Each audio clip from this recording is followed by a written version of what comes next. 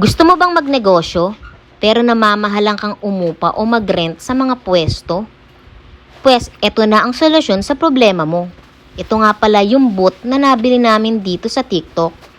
Napakaganda nito guys, may kasama na siyang lalagyan at napakadali lang niyang i-assemble. Ayan ang itsura niya oh. Napakaganda diba? Tapos presentable siya. O, ilagay mo lang yan sa labas ng bahay nyo guys. Tapos, mag-isip kayo ng pwede nyong ibenta. Ako, may naisip na akong ibenta. Pagkain at palamig. So, ayan siya guys, oh. Diba? Ang cute, para ka dyang nasa mulbi. Ayan, pwede nyo rin tong dalin kung, kunwari, may mga bazaar, ayan.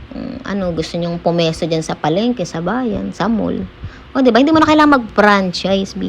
Ito, 1,000 mahigit lang to. Tapos, lagyan nyo na lang ng tarpaulin. O, diba? Lagyan nyo ng tarpaulin, tapos lagay nyo yung pangalan ng ibebenta nyo at presyo. O, ano pa iniintay nyo? I-check out nyo na. Nasa Yellow Basket.